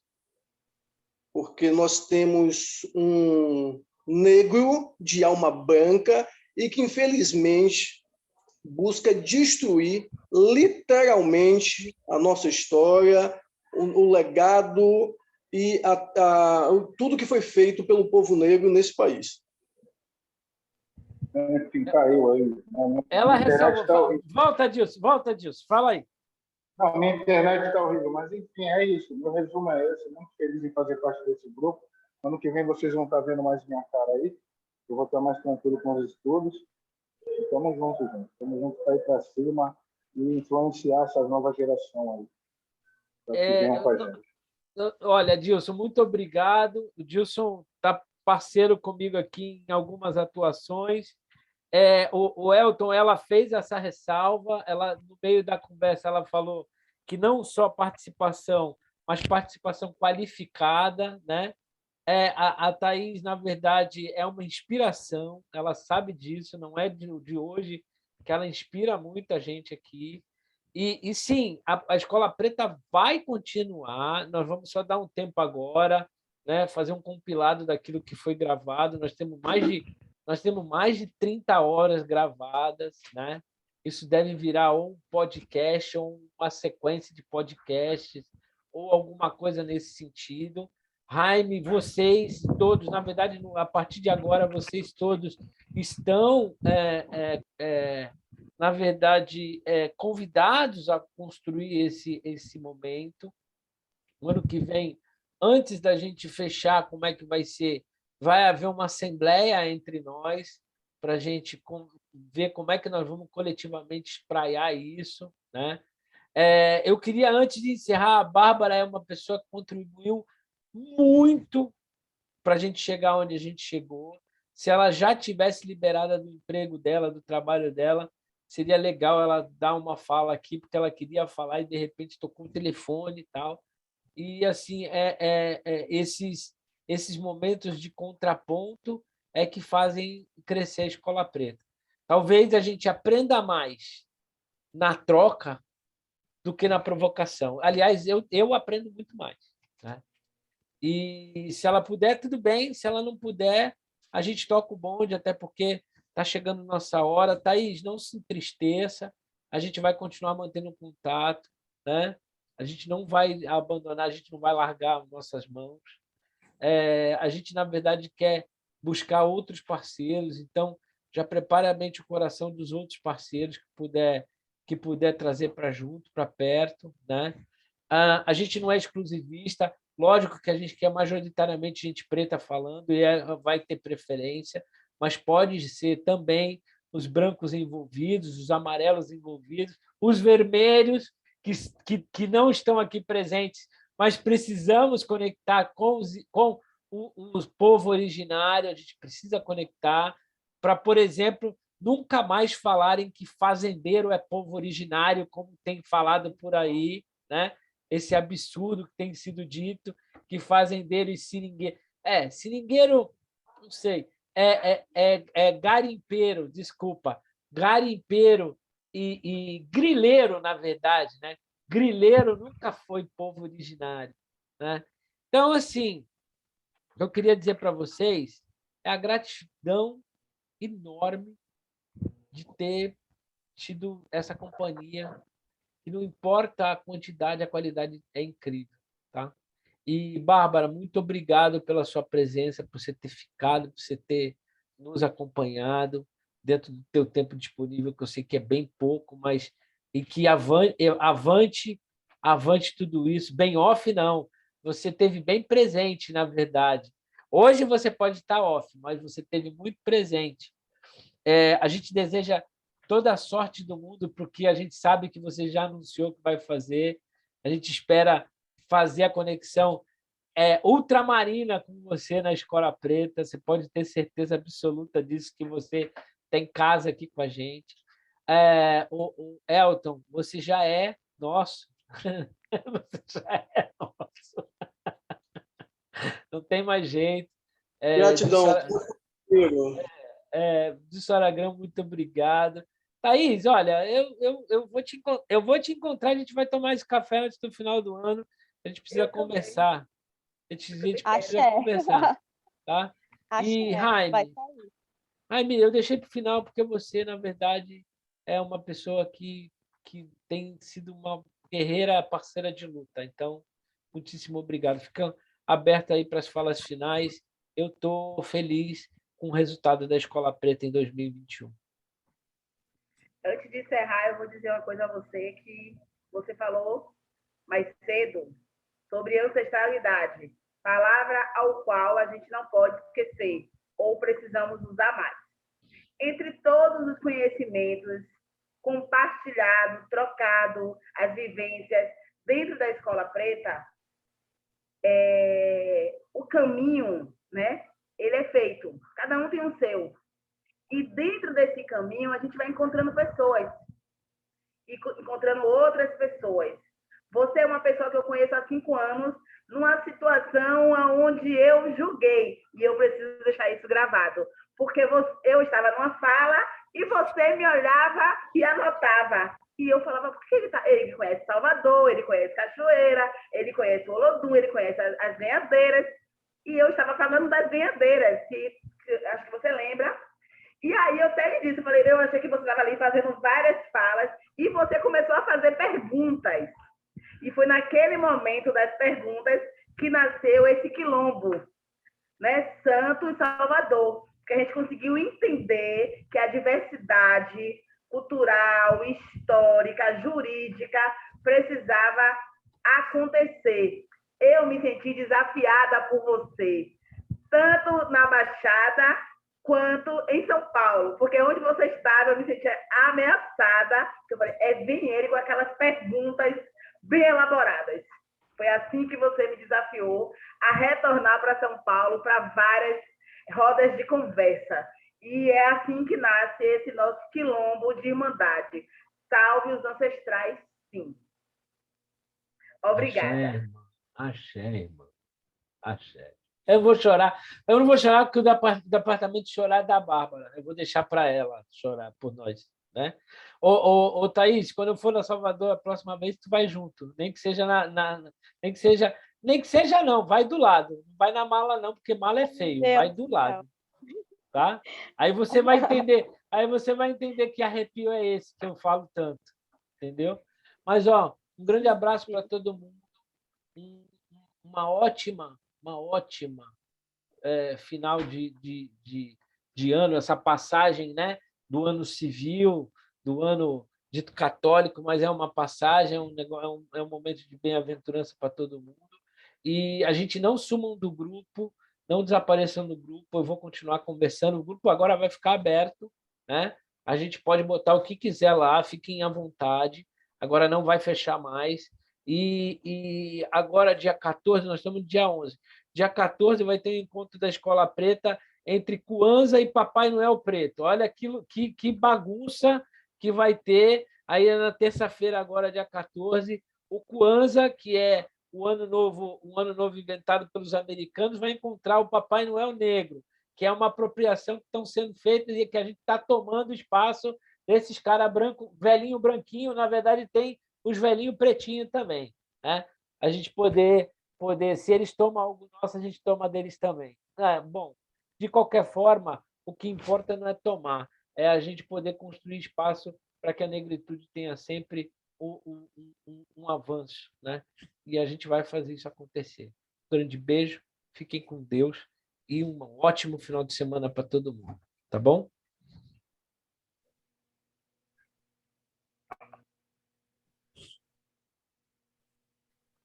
Tchau, beijo. Thaís, Dilson. Tchau, beijo, Bárbara. Beijo, beijo, beijo.